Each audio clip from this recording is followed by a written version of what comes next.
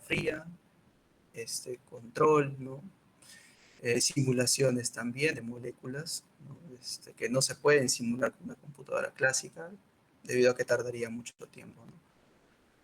En ese sentido, también se va a hablar luego de lo que es supremacía cuántica, ¿no? Entonces, como les decía, existen diversas implementaciones para crear sistemas de dos niveles, cuánticos claramente, ¿no? De los cuales el estado del arte son los qubits superconductores, ¿sí? Ahora existen también muchos tipos de qubits superconductores, ¿no? Qubits superconductores por flujo, que es el que se muestra en la pantalla, aquí. El qubit superconductor de carga también, ¿no? Etcétera. También están por otro lado los qubits de iones atrapados, los trap ion qubits, que bueno, lo que se hace ahí es colocar átomos, por ejemplo, en este caso de calcio, iones de calcio, ¿sí? Están atrapados en un campo electromagnético, ¿ok? También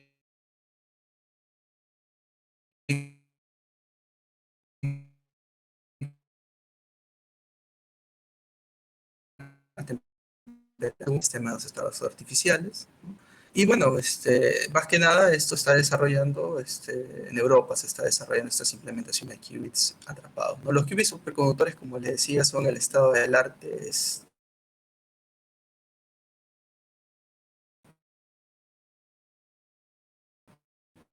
las excepciones, claramente, ¿no? Ahora,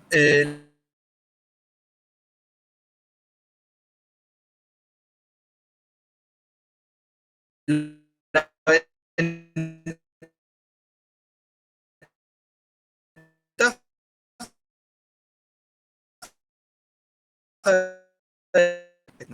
es probable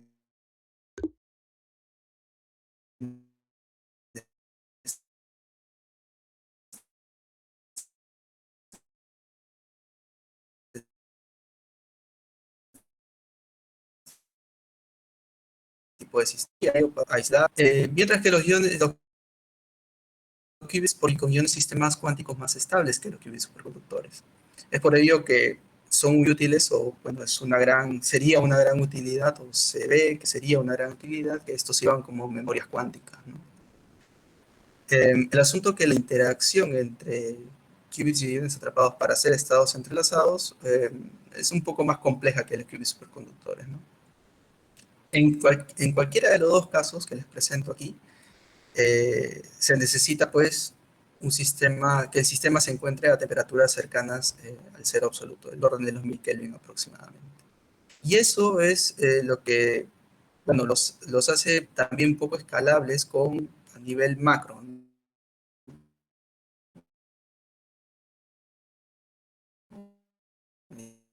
Nivel, frente a ello existe otra tecnología y trabajamos en el laboratorio, que son fotónica, ¿no? Que es la fotónica en sí, son sistemas fotónicos. Particularmente la empresa Xanadu lanzó en el 2021 o 2022, si no me acuerdo, el microprocesador Borealis, ¿okay? Que funciona con estados fotónicos, como lo voy a repetir. Ahora, dentro de las computadoras cuánticas que se basan en fotones, también existen diferentes implementaciones. Claramente existe la implementación con estados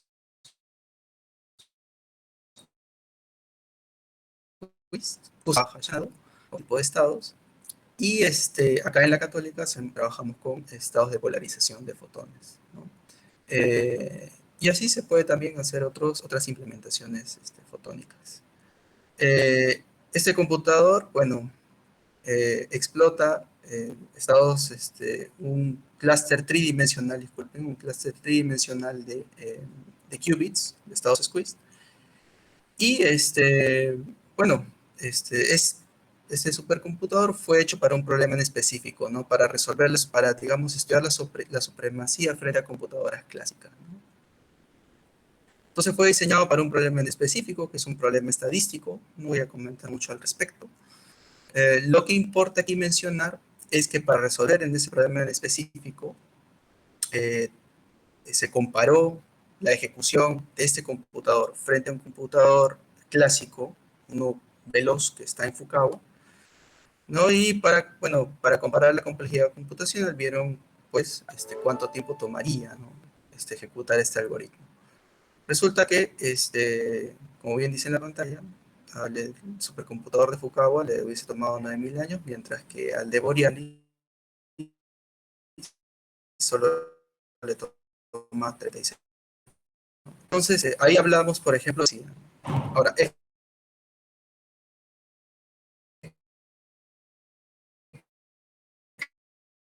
claro, ¿no? Eso es lo que se espera, ¿no? Y eso es justamente lo que todavía no hace que las computadoras cuánticas pues sean comerciales en el sentido industrial, ¿no? Que solamente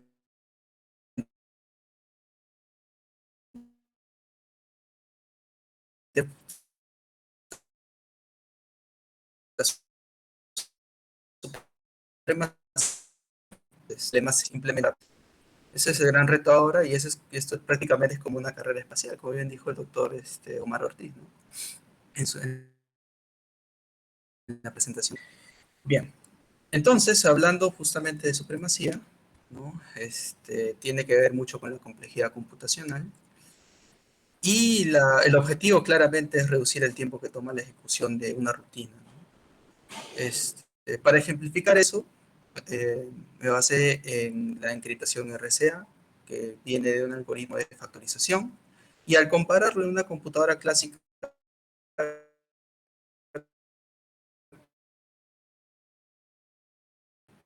como en una computadora, vemos que la complejidad computacional, el orden clásico es exponencial, mientras que cuánticamente es cúbica, ¿no? Claramente tomaría mucho menos tiempo la ejecución de este algoritmo de factorización este,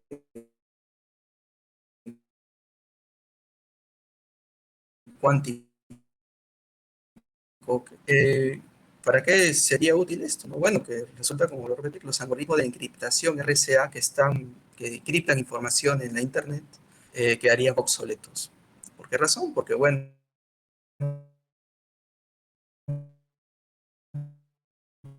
supongamos que se encripta, digámoslo así, una persona, por ejemplo, vamos a ponerle Pop, la información que encripta y él tiene la clave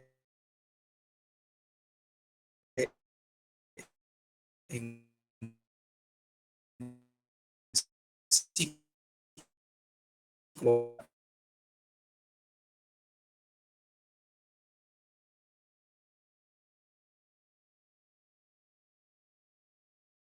eh,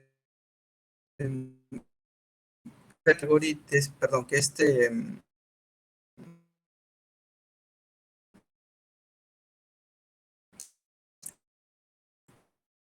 produce números, necesita factorizar números, ¿no? Debo, para acceder a esa información,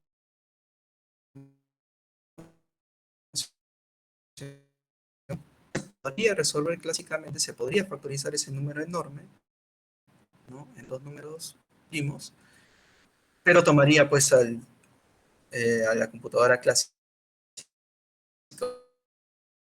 un montón de tiempo, pues asintóticamente. Hagamos que viene una tercera persona que quiere acceder a esa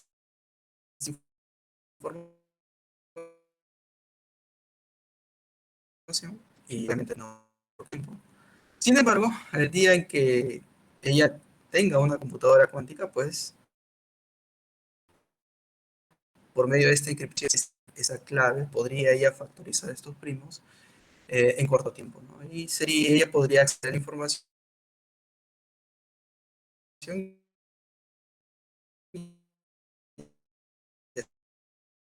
así podría. Entonces, sería obsoleta de esa manera este tipo de encriptación RSA. Entonces, la idea justamente de hacer computación cuántica es llegar a esto, ¿no? Llegar a, bueno, no exactamente a desencriptar información en sí, aunque sería muy importante para problemas gubernamentales, sino que más bien sería, tendría otras aplicaciones tales como medicina, ¿no? Para simular macromoléculas enormes o para predecir procesos aleatorios que tomarían mucho tiempo en una computadora clásica, etcétera, ¿no? Entonces, de vital importancia este campo, este nuevo abordaje que, bueno, no es tan nuevo tampoco, sino que es más o menos de los 90, 80, que se había empezado a ver estos problemas de computación cuántica. Muy bien, entonces, ya habiendo contextualizado la motivación por lo cual uno hace computación cuántica, es entonces que vamos a enfocarnos en lo que estoy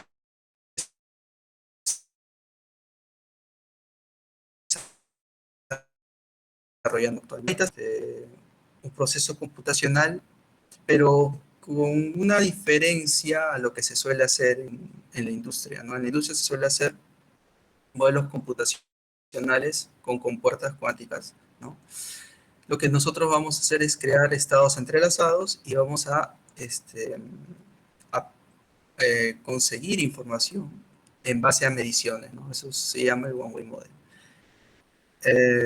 Particularmente mi trabajo lo que va a hacer es aumentar las capacidades de ese computador con puertas sobre un qubit, eh, de tal manera de que solamente se use los mínimos componentes posibles, ¿no? Eso ya lo veremos más adelante. Este es el outline, ¿ok? Ya dimos la motivación, ahora vamos a ver un poquito de conceptos. Luego sí vamos a la secuencia de compuertas cuánticas sobre qubits con tan solo 3 láminas retardadoras, les adelanto. Y veremos algunos resultados previos a las discusiones, ¿no?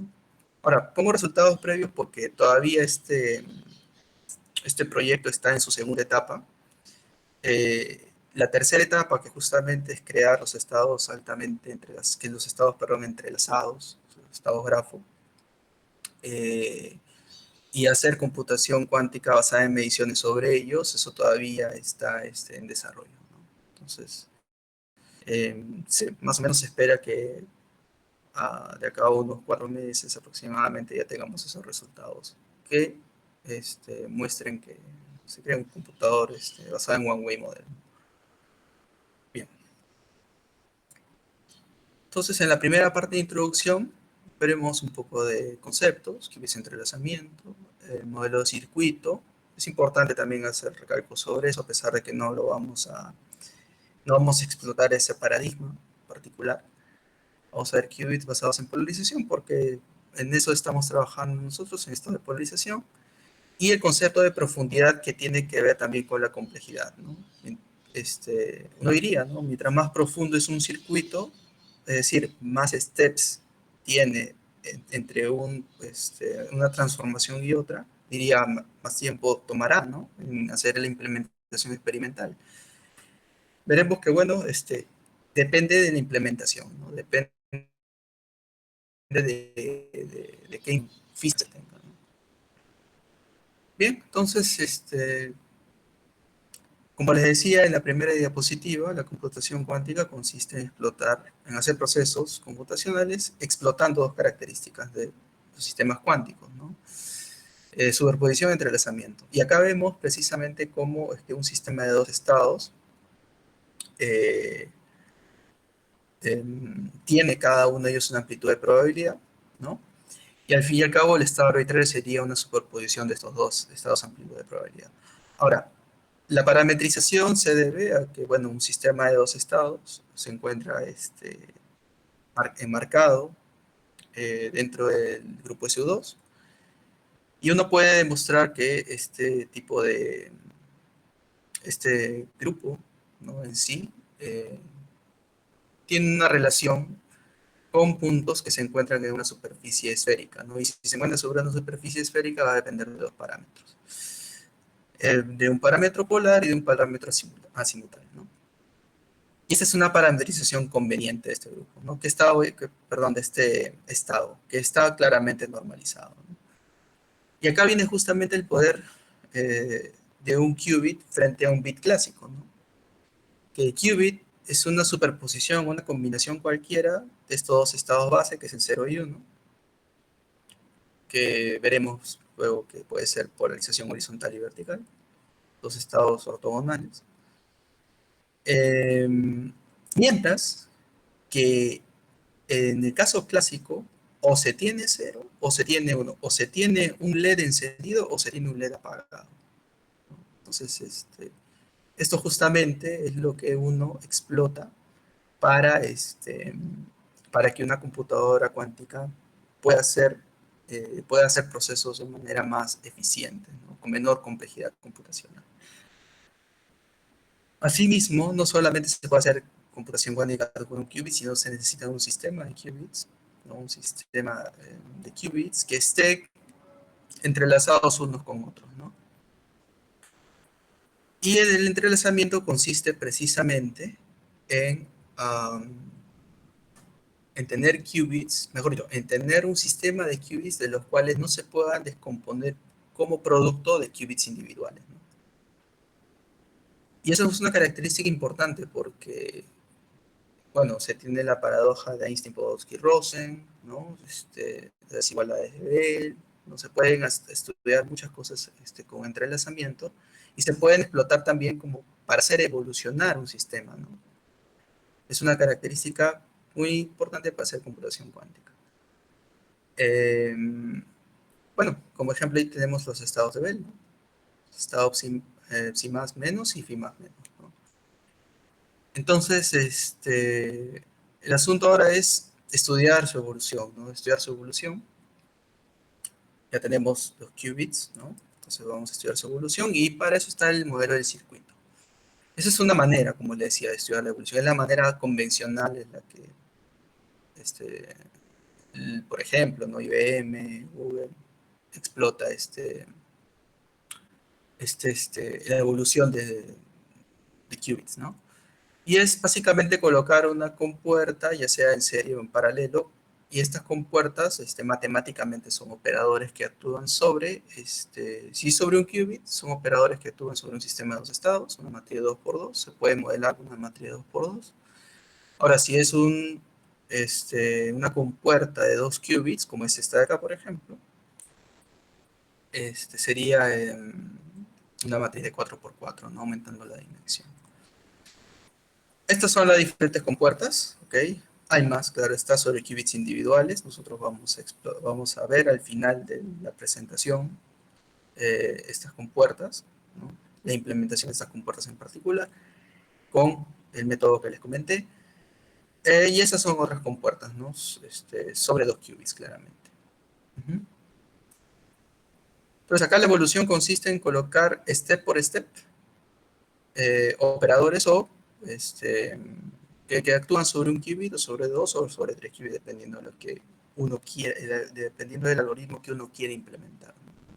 El estado final sería el de salida de aquí.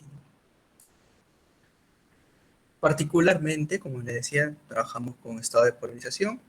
A diferencia, mejor dicho, eh, el qubit 0 ahora va a ser etiquetado con la polarización horizontal, por ejemplo, de un fotón.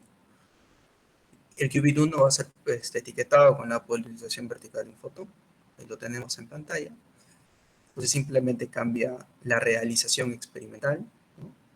Ahí tenemos. Y ahora,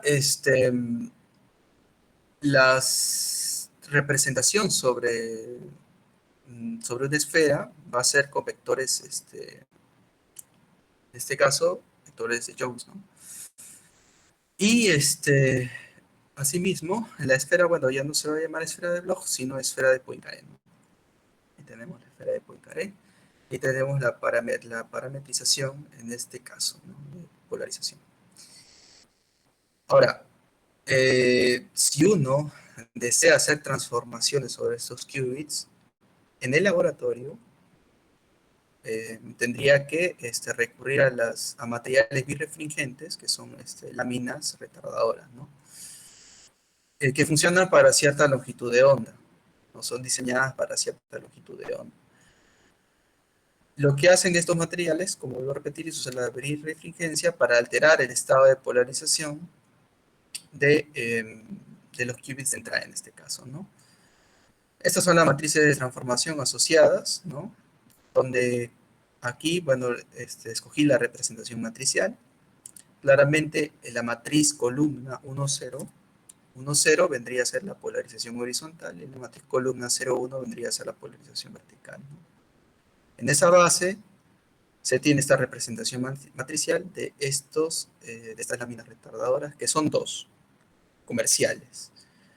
La lámina retardadora de media onda y la lámina retardadora de cuarto de onda. Y aquí están, ¿no? Estos están, comercialmente se venden así, ¿no? Bueno, en el laboratorio tenemos algo similar aquí. Y este ángulo θ es con respecto a este eje de aquí que está marcado y que usualmente viene marcado en todas las láminas comerciales, conocido como eje rápido.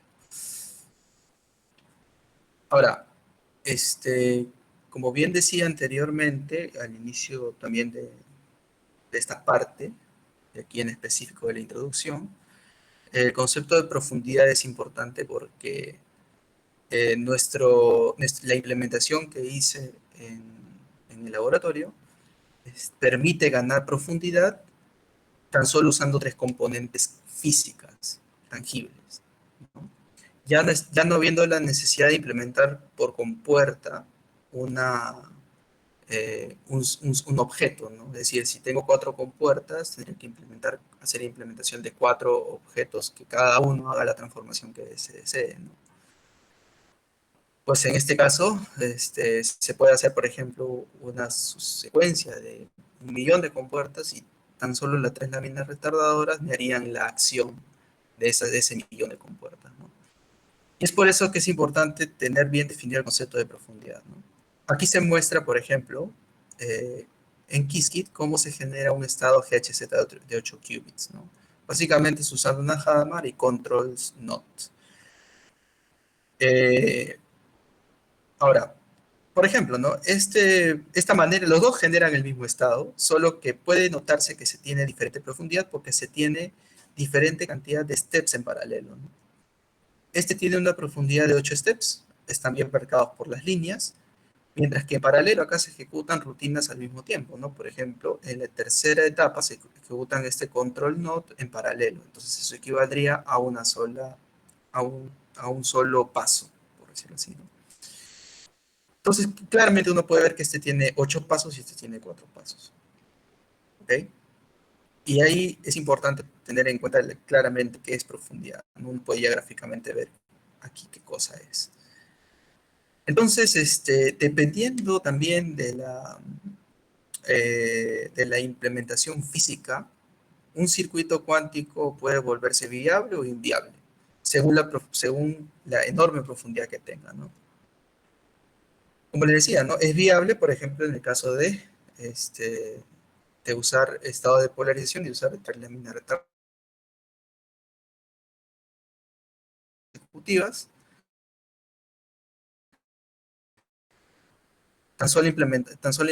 implementando físicamente tres láminas retardadoras. Puede ser viable en ese caso, pero puede ser inviable, por ejemplo, si tengo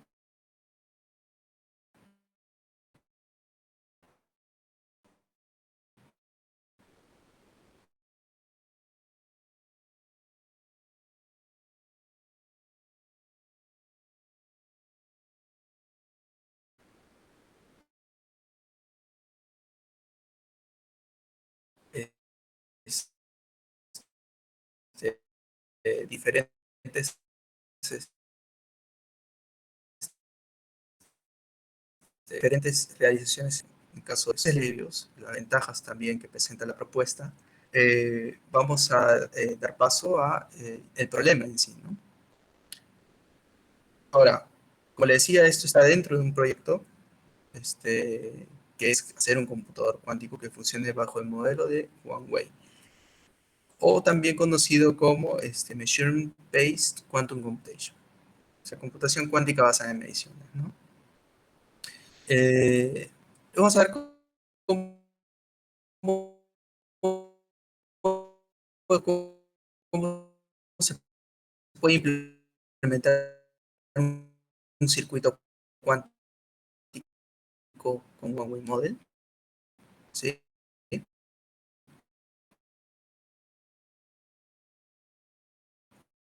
Para eso tenemos que generar estados secuenciales ángulos, ¿no? Porque dependen de los ángulos de las láminas. Bien, entonces, para hacer one-way model uno tiene que primero crear un graph state, ¿no?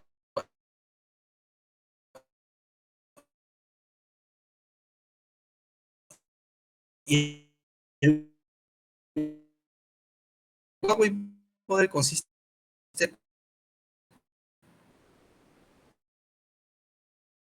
en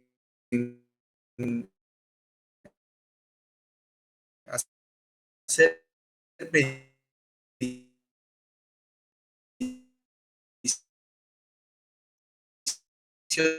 sobre quizá el estado grafo consiste, bueno, en hacer una representación de qubits con vértices, ¿no? Como se ve aquí, estos son los qubits, y las líneas que conectan entre uno y otro qubit vendría a representar el entrelazamiento entre ellos dos, ¿no? Acá puede verse que tenemos un estado grafo de 4 qubits, y están entrelazados los qubits 1, 2, 2, 3, 3, 4. No necesariamente todos los qubits tienen que estar entrelazados entre sí.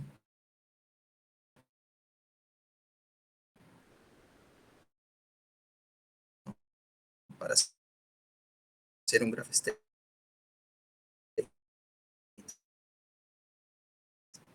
¿Okay? Pueden haber entrelazamiento entre 1 y 2, entre algunos de ellos.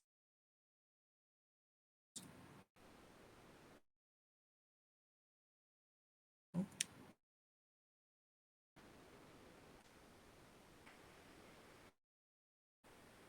Matemáticamente, cómo generar un graph state primero antes de hacer entrelazamiento, ¿no? Entonces, perdón, cómo generar un state con qubits entrelazados, ¿no? Eh,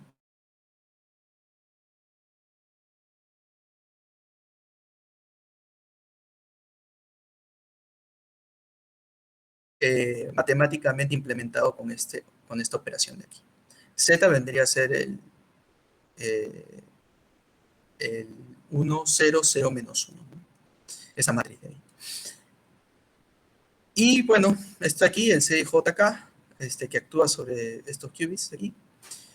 También se puede demostrar que puede ser de acá, dependiendo, ¿no? Si M es 0 o N es 1 en la base común de que es el ket 0 y el ket 1, ¿no? Claro, ket 0 está asociado a la polarización horizontal en nuestro contexto y el ket 1 está asociado a la polarización vertical en nuestro contexto, ¿no? Entonces, esa es la manera de generar un estado grafo. Y hacer computación cuántica sobre esos estados grafo, precisamente, se puede ver aquí en la siguiente figura, ¿no? Claro, hay una teoría detrás de esto, para eso está la referencia de aquí, del Walter y el Griffiths. ¿Okay? Los invito a que lo lean si están interesados en esta parte. Pero uno puede demostrar que haciendo, por ejemplo, mediciones sobre el qubit 1, ¿no? Uno destruye este qubit, porque ya no puede volver a replicarlo, y esa destrucción vendría a ser ejecutada como la medición sobre la base ecuatorial, que en este caso es representada por una rotación z con un ángulo menos alfa, dependiendo la medición sobre qué ángulo se haga en la base ecuatorial, y seguido de una Hadamard, ¿no? Entonces, cada vez que uno mida sobre un qubit, va, digamos, caminando, entre comillas, la información, y al final uno puede manipular dos qubits que no fueron medidos, por ejemplo, en este caso, uno puede notar que no fueron medidos los qubits 2 y 3, ¿no? Y esos son los qubits de acá, que uno puede manipularlo como guste, ¿no? Ahora, esta es una, digamos, una representación o una manera de hacer el circuito virtual, no es la implementación física, ¿no? Eh, pero es una equivalencia, ¿no? Debido a un teorema que se muestra, a un lema que se muestra cuando uno estudia este tipo de estados, ¿no? Y haciendo mediciones sobre estos estados. Entonces es una equivalencia matemática más que una implementación física en sí. Para uno crear físicamente estos estados lo veremos a continuación, así es que en la siguiente diapositiva, ¿no? Entonces, esta es otra manera, por ejemplo, de hacer estados grafo. Puede verse acá la diferencia, ¿no? Que acá estaba con más en 4 y con menos en 4 y acá está al revés, ¿no? Igual acá, ¿no? Entonces puede verse la diferencia de entrelazamiento, ¿okay? Porque esta línea representa entrelazamiento entre dos qubits, entre los qubits 1, 4 en este caso. Y acá lo mismo, ¿no? Se hace medición sobre 1, 4, acá está representada la medición en 1 y acá está representada la medición en 4. Luego queda entrelazado 2 y 3 y quedan para manipular los qubits 2 y 3, ¿no? Entonces uno se llama el Horseshoe Cluster, ¿sí? Porque se parece a la herradura de un caballo, y el otro es un cluster tipo caja, un graph state tipo caja, ¿no? Cluster, graph state, estado grafo son sinónimos, ¿okay? Entonces uno puede hacer caminar la información según las mediciones que haga. Por esa razón se llama eh, computación cuántica basada en mediciones. One Way Model, ¿por qué también se le llama? Porque una vez que uno hace una medición no puede recuperar ese qubit, ¿no? Es una manera de hacer One Way Model única, no puede ser reproducible. Bien. Entonces, ¿cómo implementar estos estados grafo? Bueno, acá recogí una referencia realizada en total, ¿okay? En donde implementa un estado grafo, ¿no? Este de acá es, digamos, la fuente de fotones. Nosotros no tenemos este tipo de tecnología, pero ellos trabajan con esto. Esto es solamente para ejemplificar, ojo. Luego esta fuente de fotones emite un fotón, fotón por fotón en este caso. Esta es una fuente discreta de fotones, emite fotón por fotón. Pasa por un multiplicador de tal manera de que ahora salgan 4 fotones. Luego con polarizing beam splitters y con láminas retardadoras, estos fotones que vienen aquí se entrelazan y pueden salir por acá un estado grafo. De hecho, sale un estado grafo, ¿no? Dependiendo del ángulo que uno implemente esta lámina de half-wave plate, esta lámina de media onda, dependiendo del ángulo en que uno lo coloque, puede implementarse estado grafo tipo GHZ de 4 estados, es decir, sería HHH, VVV, ¿no? O también HHH, VVV, perdón, HH, VV, VV, HH, ¿no? Entonces, dependiendo de eso, desde uno que coloque este ángulo, puede tener esos tipos de estados. La cuestión es que acá se puede implementar en el One Way Model en el sentido de que se crea el estado grafo, ¿ok? Se crea el estado grafo, y uno haciendo mediciones, haciendo tomografía o mediciones, sobre, por ejemplo, el qubit 1.4, como vimos anteriormente, ¿no? Puede manipular la información de salida por los qubits 2 y 3. Y eso se debe justamente al entrelazamiento que les comentaba antes, ¿no? Que el entrelazamiento justamente es eso, ¿no? Que si hacemos las mediciones sobre un qubit de un estado entrelazado, repercute esa información al otro qubit que no se midió, ¿no? Entonces, se explota esa propiedad de entrelazamiento de estado grafo. La implementación matemática virtual se encuentra aquí. Estos son los qubits virtuales, 1, 2, 3, 4, ¿no? Y como bien les decía antes, se hacen mediciones sobre los qubits 1 y 4 y se deja para implementar lo que uno desee sobre los qubits 2 y 3, ¿no? Entonces, esto es lo virtual y esto es lo real, ¿no? Esto es lo real, claramente. Pues bien, mi trabajo va a consistir en, una vez implementado el estado grafo, ver qué sucede con la capacidad computacional en el sentido de profundidad cuando agregamos 3 láminas retardadoras en las salidas manipulables, ¿no? En las salidas 2 y 3. Y ver que efectivamente se gana la profundidad que uno desee con tan solo 3 dispositivos. Entonces, ahí viene la importancia de este proyecto en sí. Para ello, ya para explicar matemáticamente cómo es que con 3 láminas retardadoras uno puede conseguir cualquier tipo de profundidad en una secuencia sobre compuertas de qubits, una secuencia de compuertas sobre qubits individuales, pues acá está en esta presentación, vamos a detallar un poco al respecto.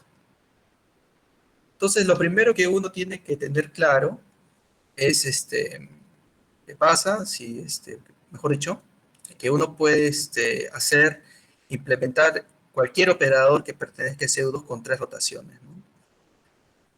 Ahora, según el teorema de Davenport, tienen que haber, para que la rotación genere un operador en general, tiene que cumplirse que las dos rotaciones en el extremo sean ortogonales y la en el medio sean ortogonales también con respecto al primero y al tercero. En este caso se escoge la parametrización de Euler, que se muestra aquí en la figura. ¿Ok? Uy, perdón. Lo primero que se tiene es una rotación alrededor del eje 3, ¿no? El eje Y es asociado al eje 3, acá está, de un ángulo de Z, ¿no? Positivo. Luego, una vez que se hace esa rotación, se realiza la rotación sobre el eje 1, ¿no? Acá está, el eje 1, ¿ok? Sobre el eje 1, y se consigue este de aquí, ¿no?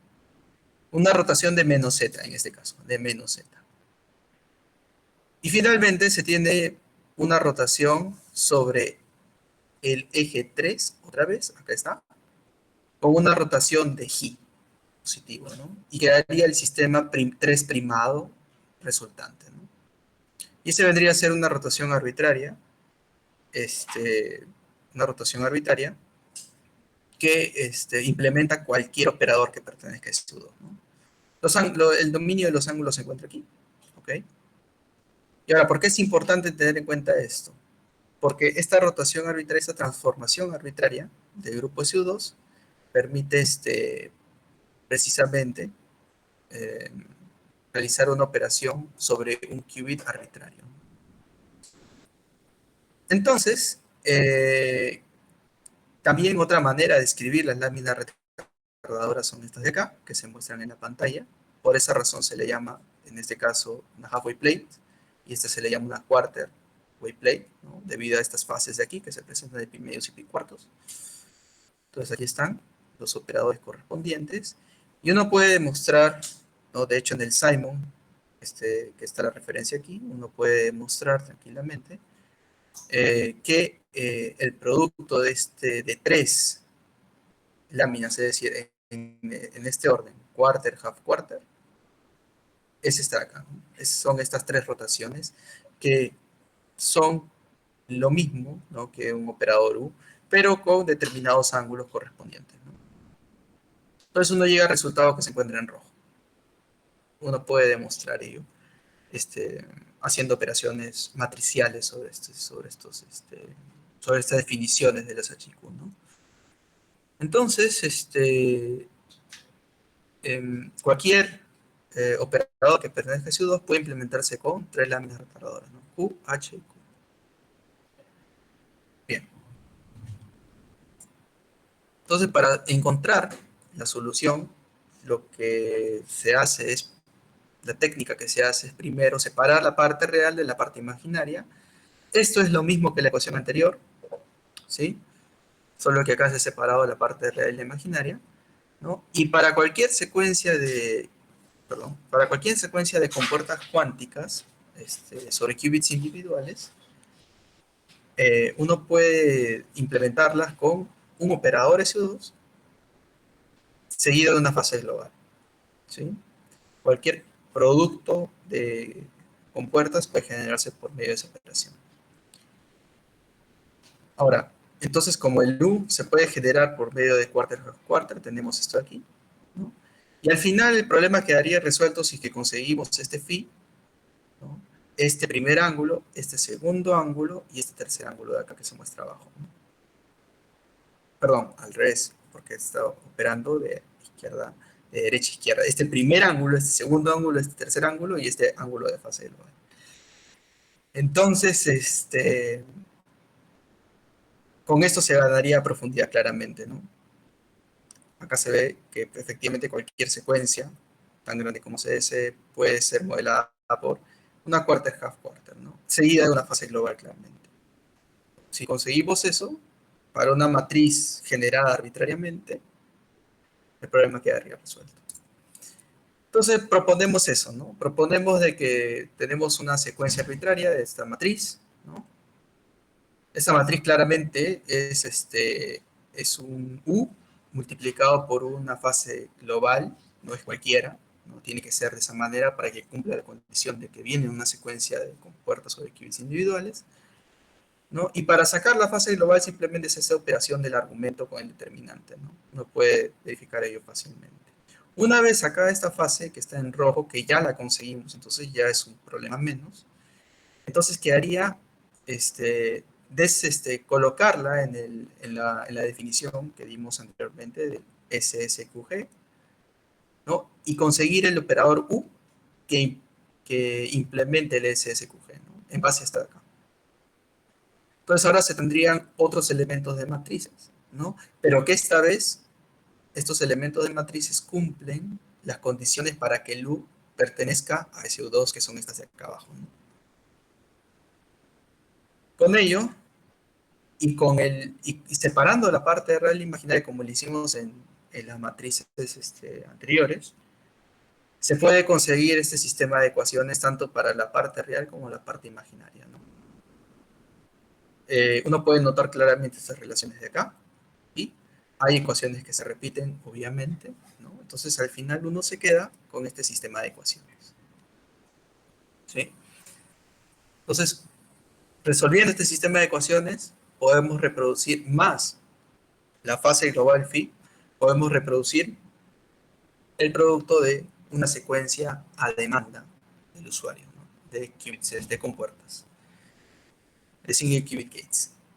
Bien, entonces el objetivo ahora es resolver este sistema de ecuaciones trigonométricas, ¿sí? Entonces uno puede notar claramente, por ejemplo, puede agarrar entre la ecuación, ¿dónde está? Ah, ¿sí? Uno puede agarrar un par de ecuaciones de las anteriores y puede llegar a esta conclusión de aquí, ¿no? Que el ángulo eta ya se resuelve como 2 veces el arco tangente de este raíz de aquí, ¿no? Entonces, ya quedaría un ángulo menos, ¿ok? Quedaría un ángulo menos. Y el asunto ahora es que se tienen tres casos dependiendo de el valor de este eta de acá. Entonces, si eta no toma los valores de 0 y pi, puede tomar cualquiera entre los dos, pero no 0 y pi, se tiene que la matriz U de SO2 posee tanto parte real como parte imaginaria y no habría ninguna singularidad en las divisiones, ¿no? Por lo tanto, se podría resolver, ¿ok? Entonces uno hace ciertas operaciones sobre las ecuaciones, como se muestra aquí, resuelve esto de acá y quedaría al final estas relaciones trigonométricas, pero de los ángulos limpios, ¿no? O sea, quedarían los ángulos G y Z, ¿no? Entonces, como ya phi, como ya eta, como ya z y como ya g están resueltos en la parametrización de Euler, entonces uno recurre a la equivalencia con las quarter, half quarter, que son los ángulos alfa 1, alfa 2, alfa 3, que dependen de los z, z y g, como vimos anteriormente, y el problema quedaría resuelto, ¿no? El problema quedaría claramente resuelto. Ahora, ¿qué pasa, por ejemplo, si eta es 0? ¿No? Si eta es 0, solamente el U posee parte real. En ese caso, podemos tener muchas soluciones, muchas soluciones.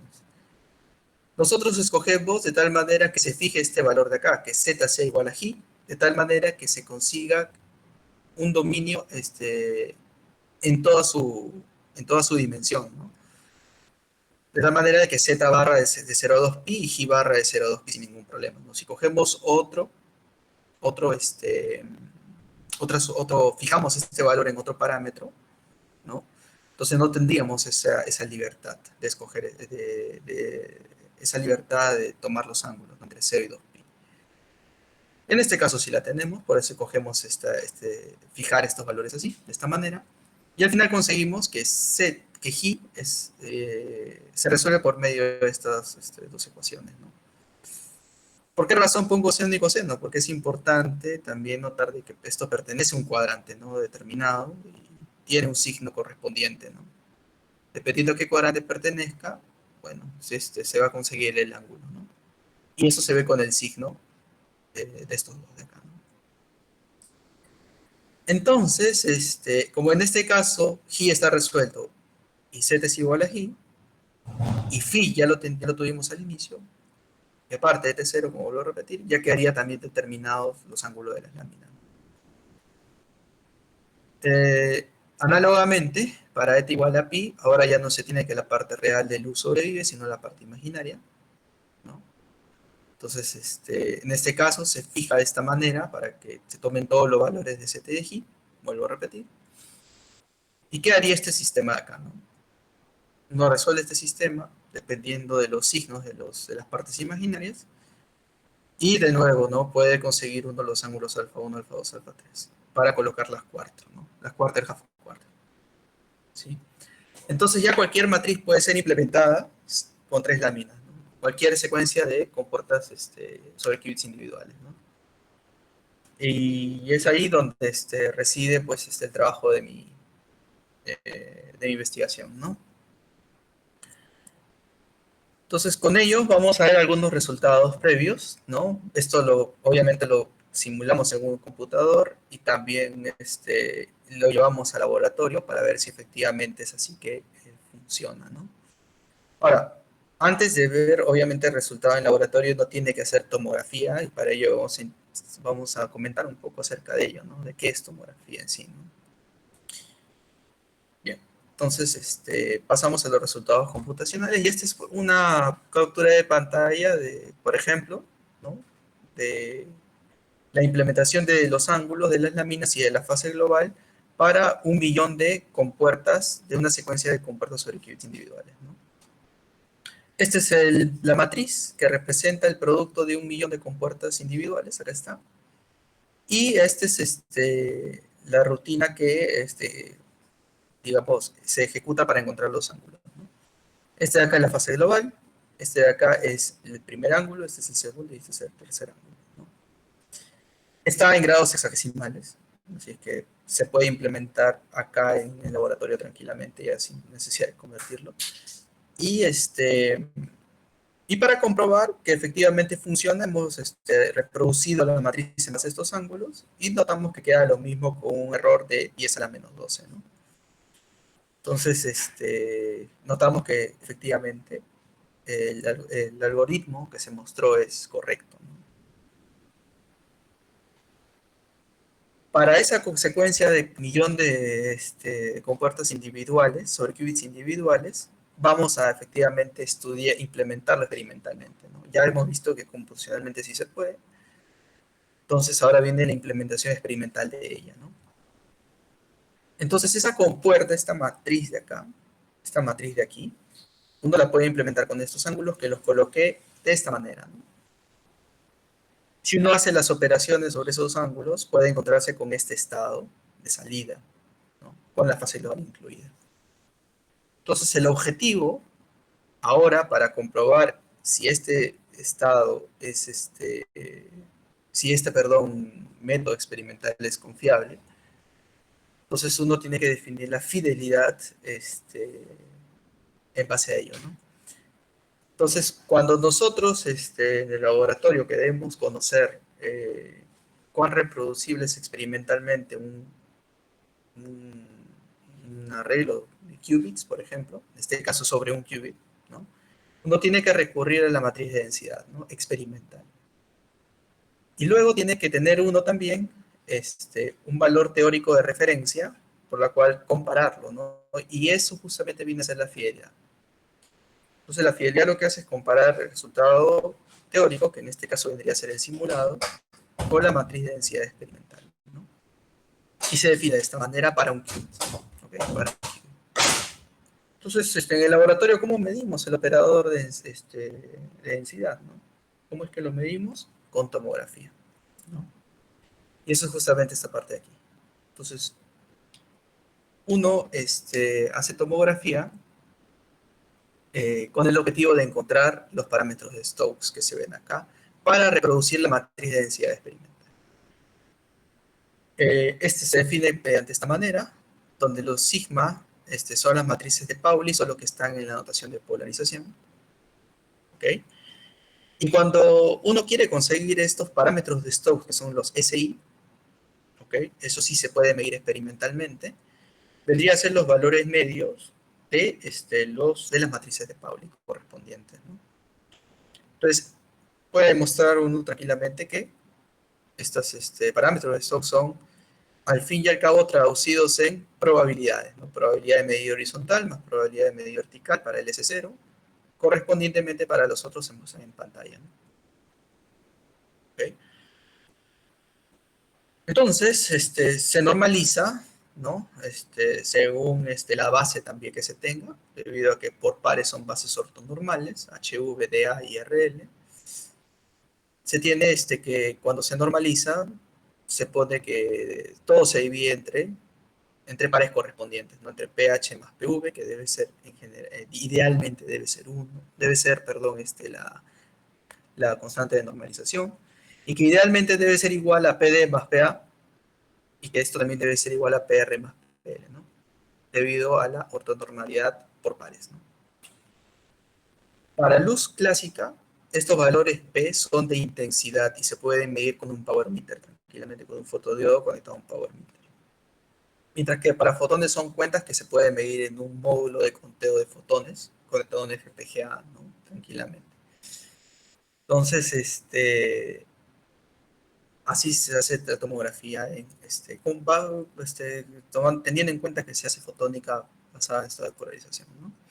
Ahora, la medición consiste en lo siguiente, ¿no? Para medir ahora esas cantidades de intensidad o de cuentas, pH, PV, PR, PL, ¿no? Uno tiene que hacer proyecciones, ¿no?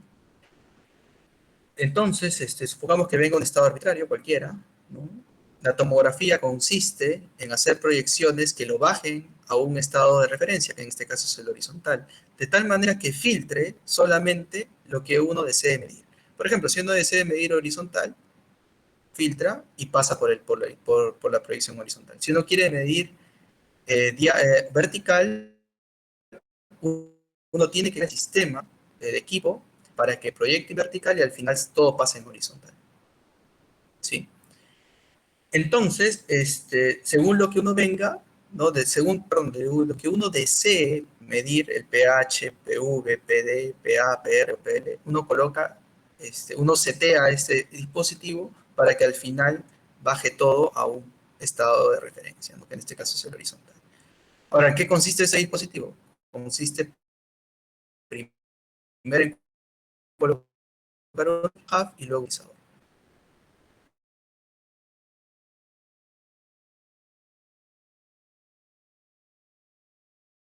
Bajar para ir de polarización horizontal a polarización horizontal, todo tiene que estar en cero y así correspondientemente en cada caso, ¿no? Dependiendo también si esto, por ejemplo, va a vertical, estos ángulos van a ir cambiando, ¿no? Si dependiendo de lo que uno, y el estado de referencia sea diagonal, esos ángulos también van cambiando, ¿ok? Ahora, no es la única manera de hacer tomografía, sino también existe otra manera que es con un Polarizing Beam Splitter en lugar del polarizador de acá. O reemplazar estos dos de acá, que es la halfway plate con el polarizador y colocar solo un polarizador, ¿no? Tranquilamente también se puede hacer eso, ¿sí? Entonces, como ya se pueden medir los valores de P, uno ya puede obtener los parámetros de Stokes, ya puede tener la matriz de densidad experimental reproducida, y es precisamente con lo que ya viene la implementación, tanto clásica como con fotones individuales en nuestro caso. Con luz clásica se puede ver esto de acá, esta es la implementación experimental. Acá se prepara el estado. Como verán más adelante, no exactamente hemos escogido esta manera de preparar. Acá viene el QHQ, que es el U, la secuencia de Single Qubit Gates, ¿no? Y esta es la tomografía Quarter Half. Como les decía, en vez de un polarizador, acá está un PBS, que es lo que usualmente se coloca para publicaciones, ¿no? Con fotones individuales, ahora, para hacer con SPDC, ¿okay? Con Spontaneous Parametric Down Conversion, uno tiene que tener un BBO, un material cristal no lineal y refringente también, de tal manera de que se tenga un signal igniter, ¿no? Por uno de los brazos, implementamos nuestra secuencia de single qubit gates, previamente preparando el estado claramente, y luego hacemos tomografía. Entonces, este es el arreglo clásico. Como les decía, en este caso no hemos preparado el estado con una half y con una quarter, sino con un polarizing beam splitter, de tal manera de que solo mande horizontal. El estado que nosotros hemos escogido de referencia es el horizontal, ¿sí? Sobre él vamos a generar un estado arbitrario con compuertas, ¿sí? Y estos son justamente el motor rotatorio automatizado, ¿no? Ese es el motor rotatorio automatizado que también lo vimos en la presentación de la señorita Ibero Chuca, ¿no? ¿Sí? En este caso, el QHQ está representado por 3 y esta es la parte de tomografía, ¿no? ¿Okay? Esto es para luz clásica, vuelvo a repetir, y este es para fotones, ¿no? ¿Sí? Acá también en la preparación del estado con un Polarizing Beam Splitter, que es este cubito que está aquí, ¿ok? Y esto de acá, bueno, también deja pasar horizontal, pasa por el QHQ. Esta parte es la tomografía, quarter, half, polarizador, este es un polarizador de Lamb-Thompson. Y acá está el detector que recibe los fotones, ¿no? Este es el otro detector que permite hacer mediciones con coincidencia, claramente, ¿no? Sobre el otro eje. Acá hay otra vista, ¿no? Y acá también, ojo, me estoy olvidando, se puede ver claramente que este sistema puede ser controlado con una computadora, ¿no? De tal manera que uno ya no esté pues alterando los ángulos de las láminas manualmente, ¿no? Sino ya todo está automatizado. Este es el generador, mejor dicho, esta es la fuente, ¿ok? Que antes de pasar por un VBO, que está aquí, este es el VBO, esta es la fuente. Entonces, para filtrar el láser de tal manera que venga de mejor calidad, ¿no? Es un sistema telescopio de 1 a 1, simplemente para filtrar mejor el láser. Y que se tenga una fuente de fotones más puro, ¿no? Bien. Entonces, como le decía, computación, este es el módulo, el programita, es la interfaz del programa, que permite rotar las láminas. ¿Okay? Uno puede etiquetarlas, acá está, y uno puede acá hacer variar las láminas según el valor que se tenga aquí, ¿no? Ya sea adelante o hacia atrás, ¿no? También puede hacer uno una rutina, por ejemplo, tranquilamente aquí este, de dejar programado ya que funcione la lámina según un tiempo determinado y de tal manera que vaya rotando, ¿no? Es cada 5 segundos, por ejemplo, ¿no? Cada 10 segundos.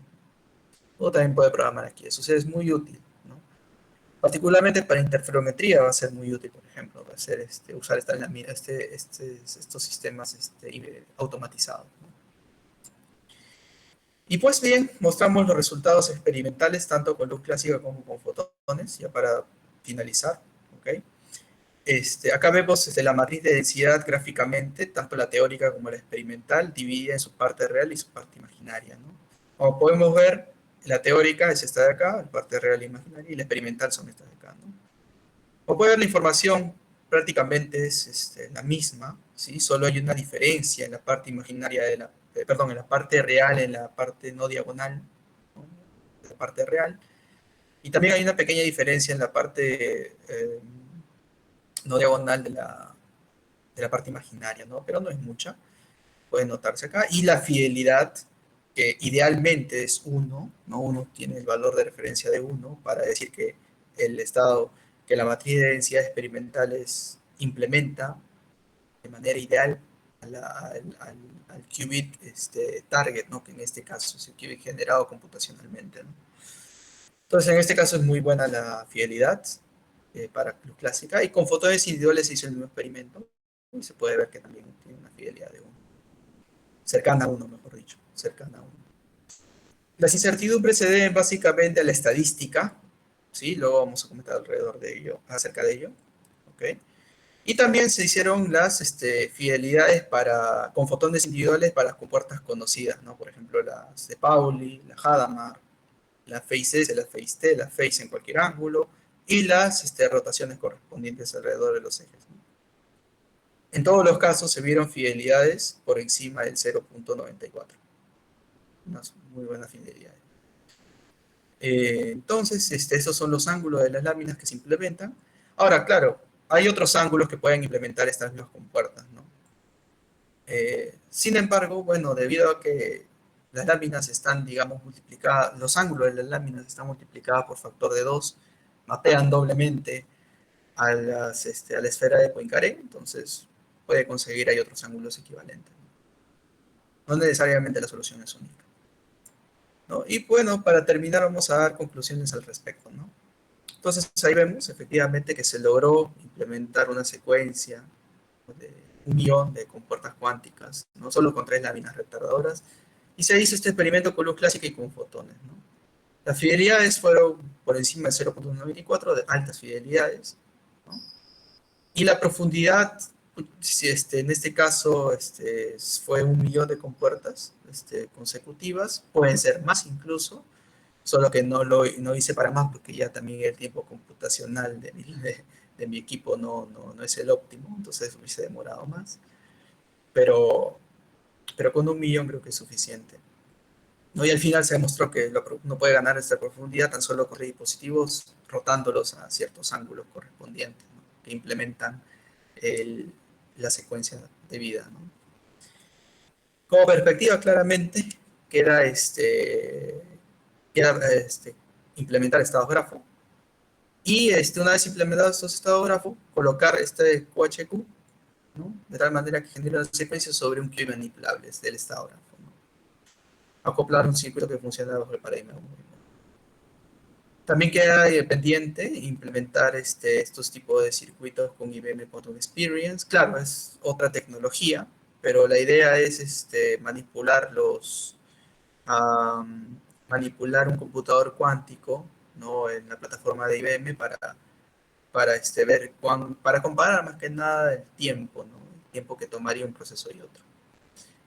Y faltaría, con respecto a las incertidumbres, como dije antes, considerar los errores que se propagan debido a cada dispositivo, ¿no? Cada dispositivo tiene un error intrínseco muy aparte de la estadística, ¿no? Eso también falta, queda pendiente. Bueno, por mi parte eso es todo. No sé si hay alguna pregunta al respecto. Yo encantado de responder. Gracias, Diego, por tu presentación. ¿Tienen alguna pregunta?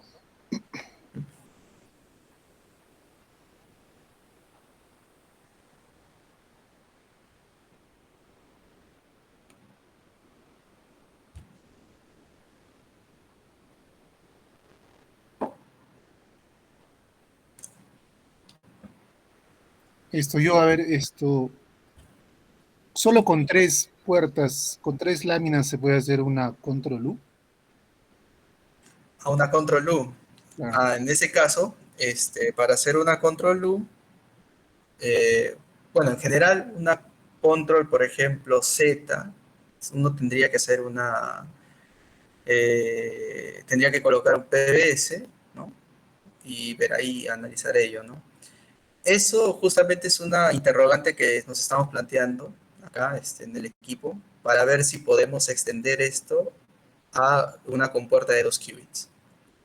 Entonces, todavía estamos en eso, no tenemos una respuesta definitiva. Eh, lo que sí estamos haciendo nosotros es no tanto actuar con el control, sino hacer computación cuántica con estados grafo, ¿no? Y ya cuando uno hace entrelazamiento de estados grafo, ahí implícitamente está un control phase, ¿no?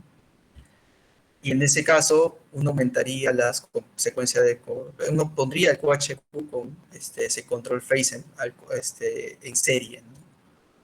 No es un control loop, pero podría, vamos a ver si también tiene el mismo efecto, ¿no? Ahora, pero en sí, uno se podría imaginar que eso podría ser con un PBS y luego sobre el otro qubit que ya no se controla con una secuencia QHQ, ¿no? Pero todavía, como digo, está en discusión esa parte. Ok. Y esta secuencia de puertas, ¿en qué ayudaría la supremacía cuántica? Ah, claro, lo que sucede es que, por ejemplo, ¿no?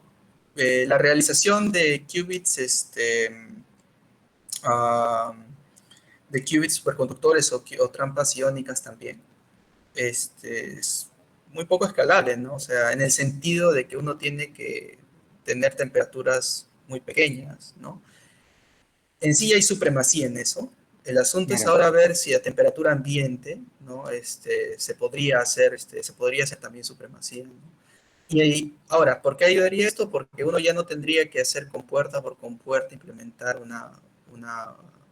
hacer una implementación física, ¿no? Sino ya se tendría un conjunto, simplemente se representa por una secuencia, es una matriz, ya lo vimos, y al final con un QHQ simplemente se consigue esa larga cadena, ¿no?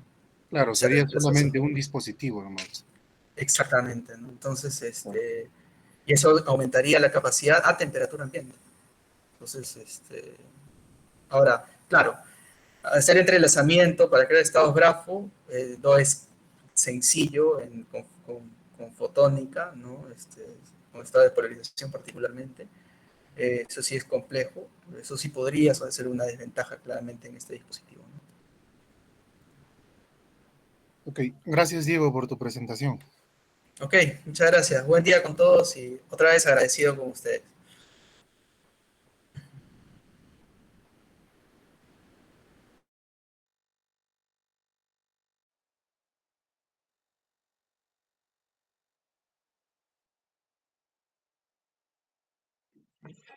Agradecemos la participación del magíster Diego Larios